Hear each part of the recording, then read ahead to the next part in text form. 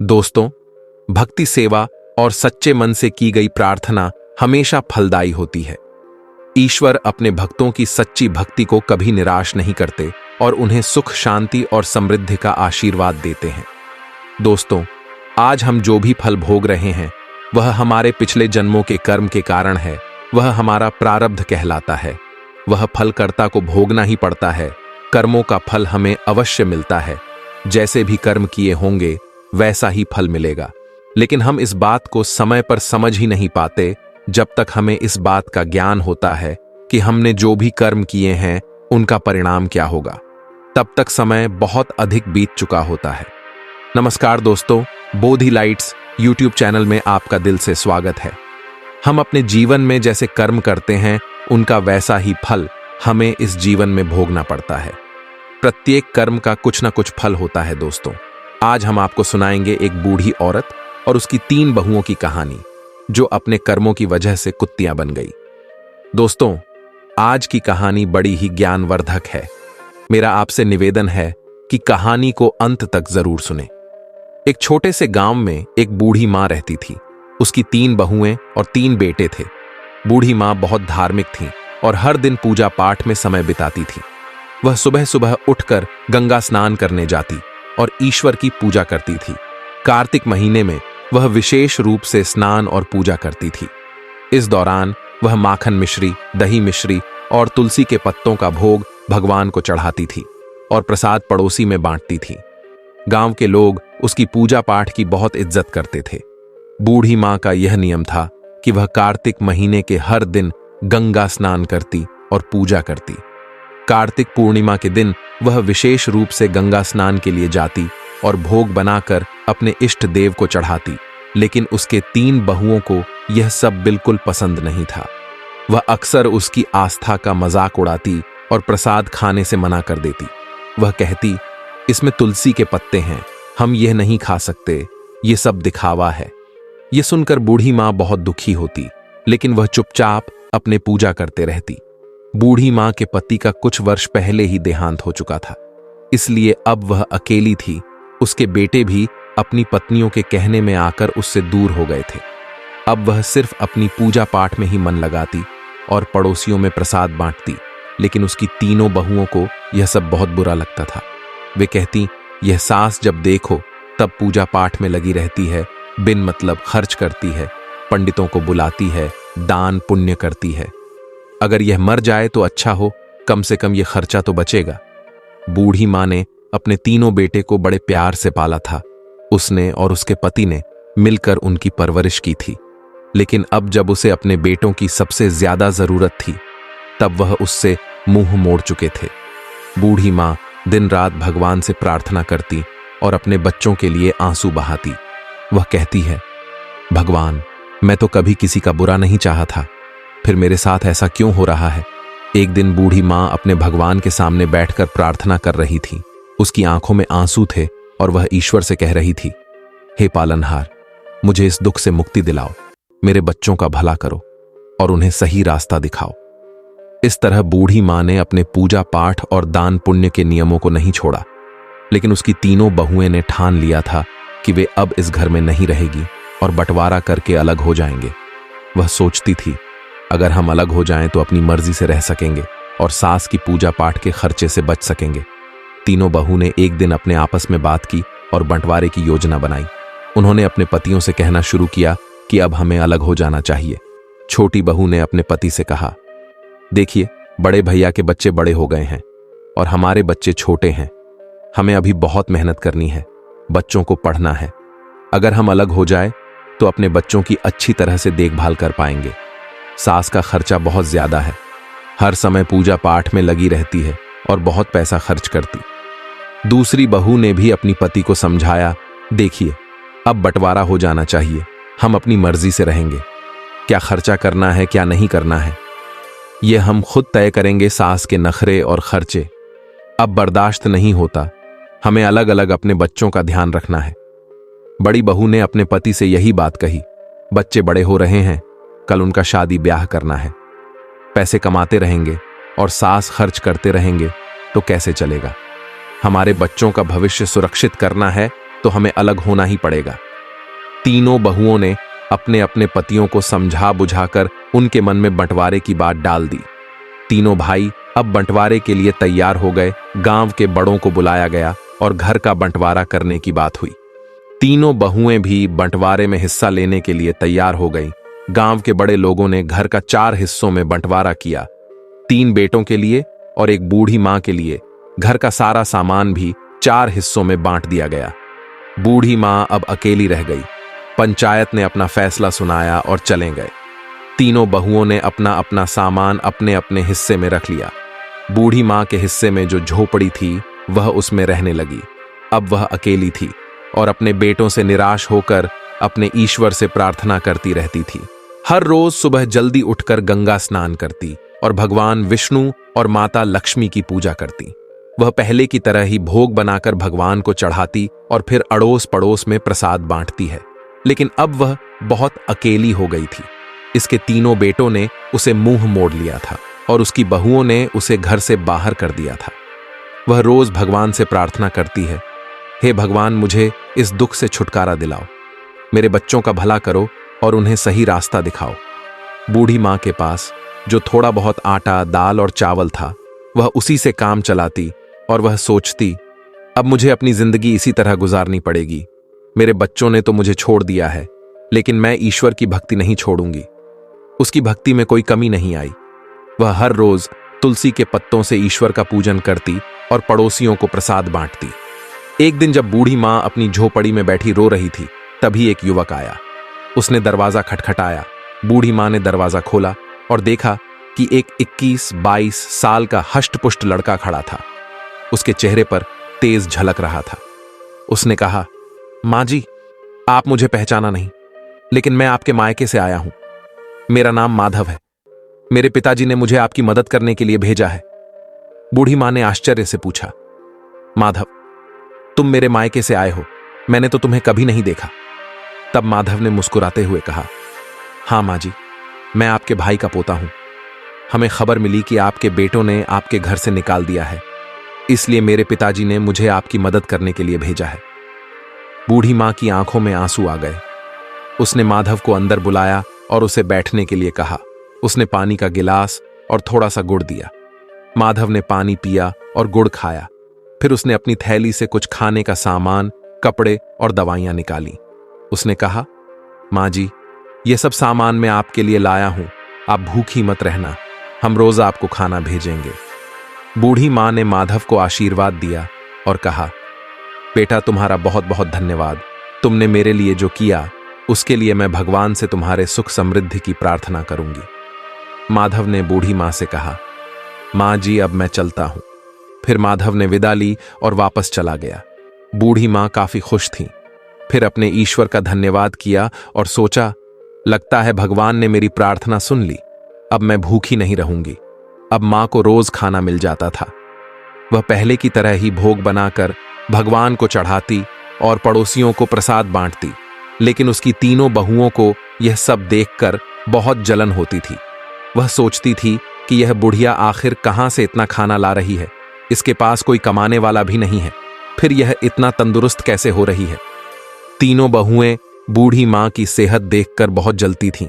वह सोचती थी कि बुढ़िया को हमने इसलिए अलग किया था ताकि वह जल्द ही भूखी प्यासी मर जाए, लेकिन यह तो और तंदुरुस्त होती जा रही है।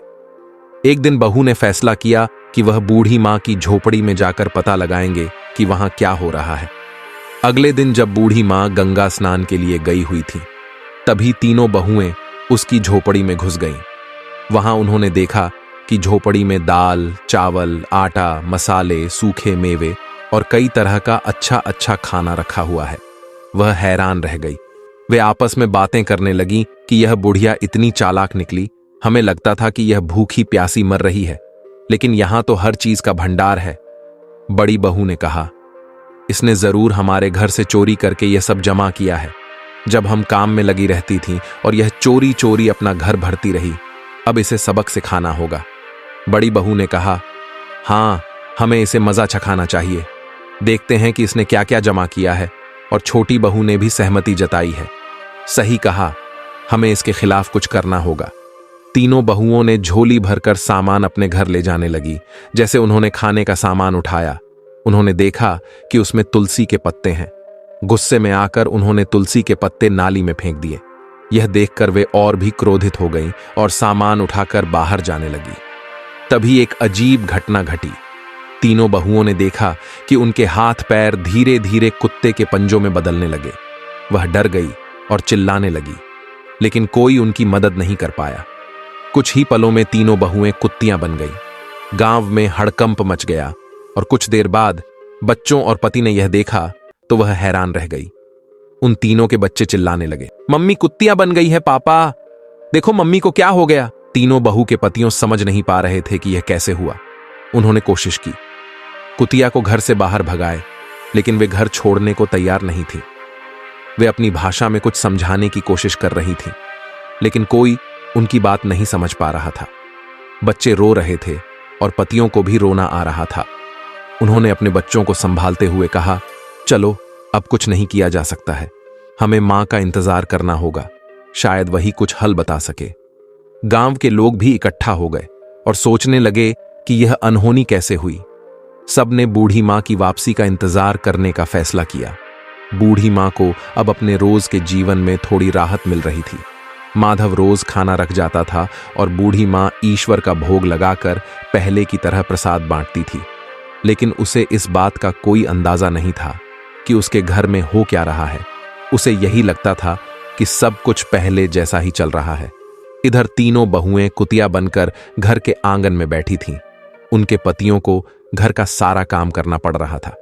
वे बहुत परेशान थे और अपने पत्नियों की वापसी का इंतजार कर रहे थे। गांव के लोग भी इस अजीब घटना से हैरान थे। हर कोई यही कहता था कि यह सब बूढ़ी मां की भक्ति और उसकी तपस्या का फल है। गांव के कुछ लोगों ने बूढ़ी मां को गंगा स्नान के लिए जाते देखा। उन्होंने सोचा कि अब उसे सारी बात बतानी चाहिए। वे उसके पास गए और बोले, मां, तुम्हारे घर में कुछ अजीब हो रहा है। तुम्हारी तीनों बहुएं कुत्तियां बन गई हैं। बूढ़ी मां को यह सुनकर बहुत आश्चर्य हुआ। उसने सोचा कि यह कैसे संभव हो सकता है। उसने तुरंत गंगा स्नान किया और घर की ओर लौट पड़ी। उसके दिल में बहुत सारे आशंकाएं थीं। उसने भगवान से प्रार्थना की, हे भगवान, मेरे घर की रक्षा करना और मेरे बच्चों को सही रास्ता दिखाना। जब बूढ़ी मां घर पहुंची तो उसने देखा कि गांव के लोग उसके घर के सामने इकट्ठा थे। उसने पूछा, क्या हुआ, यहां इतनी भीड़ क्यों लगी है? गांव वालों ने उसे सारी घटना बताई। बूढ़ी मां ने अपने बेटों को बुलाया और पूछा, यह सब कैसे हुआ? तुम लोगों ने क्या किया? बेटों ने रोते हुए अपनी मां को सारी कहानी सुनाई। उन्होंने कहा, मां, हमसे बहुत बड़ी गलती हो गई। हमारी पत्नियों ने आपका सामान को नाली में फेंक दिया था और उसी समय वे कुत्तियां बन गई। अब हमें नहीं पता कि उन्हें कैसे ठीक करें। बूढ़ी मां ने अपनी बेटों को दिलासा दिया और कहा, ऊपर वाला सब ठीक करेंगे, तुम लोग घबराओ मत। बूढ़ी मां ने अपने भगवान से प्रार्थना की और उनसे समाधान मांगा। उसने सोचा कि शायद किसी साधु बाबा या महात्मा के पास इसका समाधान हो सकता है। वह तुरंत पास के एक नगर में एक साधु बाबा के पास गए और उन्हें सारा हाल बताया। साधु बाबा ने ध्यान से सारे बातें सुनी और कहा, यह सब तुम्हारी भक्ति और तपस्या का फल है, लेकिन चिंता मत करो, इसका उपाय भी है। बूढ़ी मां ने पूछा, बाबा, कृपया मुझे उपाय बताओ, मैं अपने बच्चों को इस हालत में नहीं देख सकती। साधु बाबा ने कहा, तुम्हें कार्तिक महीना में विशेष पूजा करनी होगी। तुम्हारे स्नान के पानी से तुम्हारी बहुओं को नहलाना होगा और ब्राह्मणों को भोजन कराकर उनके झूठे भोजन को बहुओं को खिलाना होगा। इससे वे अपने असली रूप में वापस आ जाएंगी। बूढ़ी मां ने साधु बाबा को धन्यवाद दिया और अपने घर जाकर बेटों को यह उपाय बताया। बेटे ने कहा, मां, हम तुम्हारा बात मानेंगे, हम इस उपाय को जरूर पूरा करेंगे। बूढ़ी मां ने कार्तिक महीने की विशेष पूजा की तैयारी शुरू कर दी। उसके तीनों बेटे और गांव के लोग भी इस पूजा में मदद करने लगे। बेटों ने मिलकर पूजा का सारा सामान इकट्ठा किया और भगवान के लिए भोग बनाने की व्यवस्था की। हर सुबह बूढ़ी मां गंगा स्नान के लिए जाती और स्नान के पानी को एकत्रित करती। उसके बाद वह भगवान की पूजा करती और फिर अपने पड़ोसियों को प्रसाद बांटती। इस बीच तीनों बहुएं अभी भी कुत्तियां के रूप में घर के आंगन में बैठी रहती। उनके पतियों को घर का सारा काम करना पड़ता था। बच्चों को अपनी माताओं की बहुत याद आती थी और वह अक्सर रोते हुए अपनी दादी से कहते, दादी माँ कब ठीक होगी, हमें हमारी माँ वापस चाहिए। बूढ़ी माँ बच्चों को दिलासा देती और कहती, बेटा भगवान सब ठीक करेंगे, तुम लोग धैर्य रखो और प्रार्थना करो। बच्चों को शांत करने के लिए वह उन्हें कहानियां सुनाती और उनके साथ समय बिताती। बूढ़ी माँ ने पूजा के लिए 5 ब्राह्मणों को बुलाया। बेटों ने भी अपनी ओर से 5-5 ब्राह्मणों को बुलाया। इस प्रकार कुल 21 ब्राह्मण को बुलाया गया। ब्राह्मणों के लिए विशेष भोग तैयार किया गया।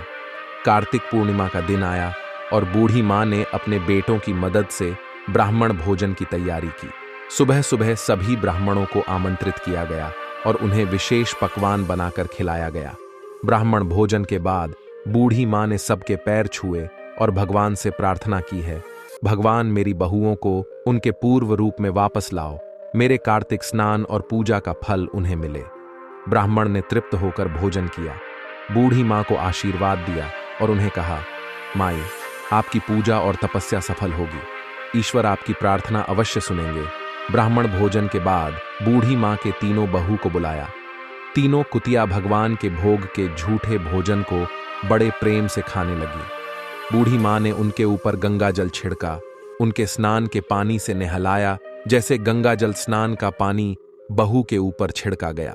एक चमत्कार हुआ, धीरे धीरे तीनों बहुएं अपने असली रूप में वापस आने लगीं। उनके चेहरे पर पश्चाताप के आंसू थे और यह अपनी सास के पैरों में गिरकर रोने लगी। तीनों बहुएं कहने लगीं, माँ हमें माफ कर दो, हमने तुम्हारे साथ बहुत बुरा किया, हमें हमारे कर्मों की सजा मिल गई।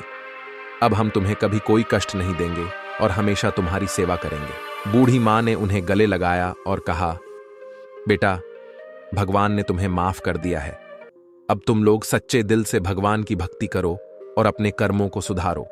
तीनों बहू ने अपनी सास से वादा किया कि वह अब हर साल कार्तिक स्नान और पूजा करेंगे और कभी भी बूढ़ी माँ का अपमान नहीं करेंगे। इस तरह पूरे परिवार ने मिलकर भगवान की पूजा की और प्रसाद बांटे। तीनों बहू के अपने असली रूप में वापस आने के बाद घर में एक नई ऊर्जा और शांति का माहौल बन गया। बूढ़ी माँ की भक्ति और तपस्या ने पूरे परिवार को एक नया जीवन दिया था। अब सभी मिलकर भगवान की पूजा करते और कार्तिक स्नान की महिमा को समझते थे। बूढ़ी माँ ने अपने बेटों और बहू को सिखाया कि भक्ति और सेवा का महत्व क्या होता है। उसने कहा, देखो बेटा, भगवान की पूजा और सेवा से हमें सच्चा सुख और शांति मिलती है। हमें हमेशा सच्चे दिल से भक्ति करनी चाहिए और दूसरों की मदद करनी चाहिए। बड़ी बहू ने कहा, माँ हम अब समझ गए हैं कि भगवान की पूजा का क्या महत्व है। हम हर साल कार्तिक स्नान करेंगे और भक्ति से जीवन जिएंगे। बड़ी बहू ने भी अपनी माँ से कहा, माँ हमें माफ कर दो, हमने तुम्हारे साथ बहुत गलत किया। अब हम तुम्हारी सेवा करेंगे और तुम्हारे साथ मिलकर भगवान की पूजा करेंगे। छोटी बहू ने भी अपनी माँ से वादा किया, माँ अब हम सब मिलकर रहेंगे और कोई भी तुम्हें कभी तकलीफ नहीं देंगे। हम हर साल कार्तिक स्नान और पूजा करेंगे। बूढ़ी माँ बहुत खुशी और अपने बच्चों का आशीर्वाद दिया। अब घर में सब मिलजुल कर रहने लगे। अगले साल कार्तिक पूर्णिमा के दिन पूरे परिवार ने मिलकर विशेष पूजा का आयोजन किया। घर को सजाया गया और भगवान विष्णु और माता लक्ष्मी की विशेष आराधना की गई। तीनों बहुएं सुबह सुबह उठकर स्नान के लिए गईं और स्नान के बाद भगवान का भोग तैयार किया। बूढ़ी माँ ने सभी को सिखाया कि कैसे तुलसी के पत्तों का उपयोग करना है और भगवान का भोग लगाना है। उसने कहा, तुलसी के पत्तों में दिव्य शक्ति होती है और भगवान को बहुत प्रिय है। हमें सच्चे मन से पूजा करनी चाहिए और भगवान का भोग लगाना चाहिए। तीनों बहू ने पूरी श्रद्धा के साथ पूजा की और भगवान का भोग लगाया।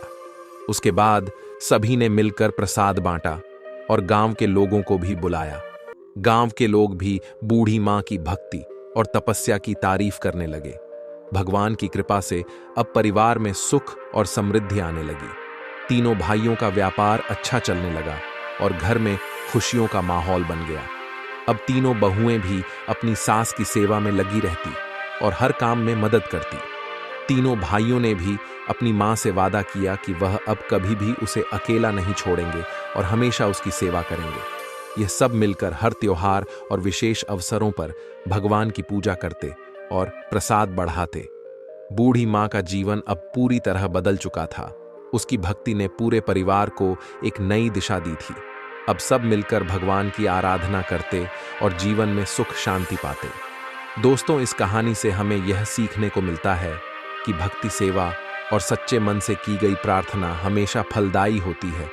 भगवान अपने भक्तों की सच्ची भक्ति को कभी निराश नहीं करते और उन्हें सुख शांति और समृद्धि का आशीर्वाद देते हैं। दोस्तों, आज हम जो भी फल भोग रहे हैं वह हमारे पिछले जन्मों के कर्मों के कारण है। वह हमारा प्रारब्ध कहलाता है। वह फल कर्ता को भोगना ही पड़ता है। कर्म का फल हमें अवश्य मिलता है। जैसे भी कर्म किए होंगे वैसा ही फल मिलेगा। लेकिन हम इस बात को समय से समझ नहीं पाते। जब तक हमें इस बात का ज्ञान होता है कि हमने जो भी कर्म किए हैं उनका परिणाम क्या होगा, तब तक समय बहुत अधिक बीत चुका होता है। तो दोस्तों, कैसी लगी आपको यह कहानी? आप हमें कमेंट सेक्शन में जरूर बताना, और अच्छी लगी तो इस चैनल को सब्सक्राइब जरूर कर लेना। तो चलिए मिलते हैं ऐसे ही कई नई कहानी में। तब तक के लिए अपना ख्याल रखिए। धन्यवाद और नमो बुद्धाय।